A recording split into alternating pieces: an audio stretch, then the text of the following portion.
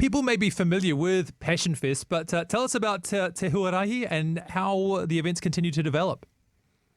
Yeah, for sure. So PassionFest ran for about 15 years, and then COVID came along, and we kind of lost the mojo and got a bit discouraged. But we're giving it the reboot. And so PassionFest, the kaupapa was a grassroots, real passionate about Jesus and justice and peace. Jesus coming first, and then Te Huwārahi. Just we want to keep learning about how to do that journey in this land in Aotearoa. So our kaumātua gifted us that name. So last ran in 2019, and we're just giving it the reboot. We've got heaps of wonderful musicians and speakers coming, and there'll be a really good kai that we'll get to share together for those that can come and camp on the land here at Aotearoa River Monastery. Yeah. Okay, this is really exciting. So this is happening in February next year, the 20th to the 22nd. What can people expect when they head along? Like, is it kind of like a community festival? Like, what's some of the highlights in your opinion? Oh man, so some of the highlights, we have a big barn dance on the Saturday night. That's always a real good time. You can expect really inspiring speakers and wānanga that will kind of just rekindle that passion for Jesus and maybe give you some ideas on mission that you hadn't thought of before, ways of doing that are new. We eat together, and we've got a big kind of lawn where we have live acts playing while we have kai.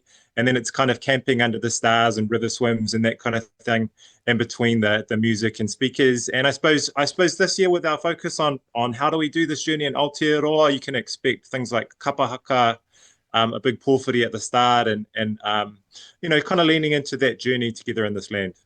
So we talked about the stuff that's going to be happening there, but for the person who attends, what are you hoping they bring home with them afterwards? How is this likely to affect, say, their church or their families or places that they work?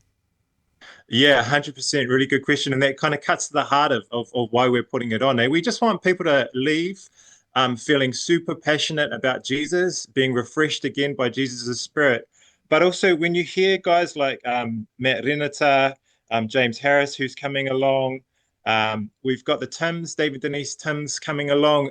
They're all people who have done quite creative things to serve the poor and serve Jesus by serving the poor and people who are struggling, and they found really interesting ways to do it. So I suppose my hope is that some of the people leave and go, maybe I could start something to help those that are struggling in my neighborhood. And maybe some will even go, hey, I might go join the crew in Joya serving, the poorest of the poor in India. We just want it to be a place where people take the next level in terms of their love for Jesus and how they serve in the community. Yeah.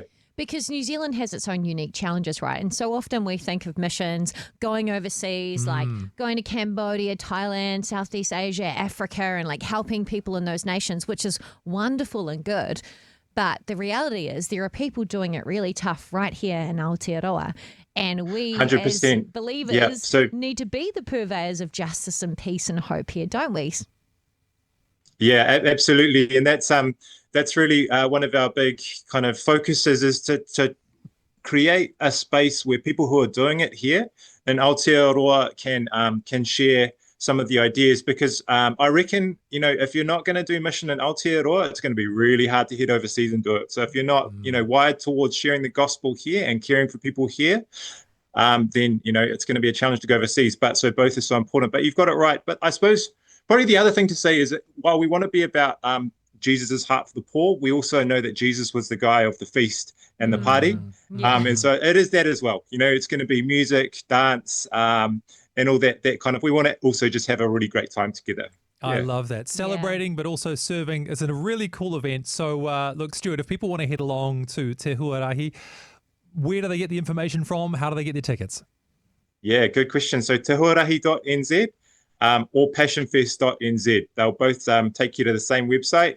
And then from there, if you want tickets from there, you can hit the link to get to Humantrix or where the tickets are hosted. If you also just Google Te Huwārahi or PassionFest, you should get to Humantrix where you can pick up tickets. So it's from the 20th to the 22nd of February next year, just north of Wellington at a place called Aotearoa River Monastery. Thank you so much for watching that with us. If you want to watch the next video just like it, this is the one for you. We're so grateful to have your company on this channel, and there are so many more incredible stories. So make sure you like and subscribe right here.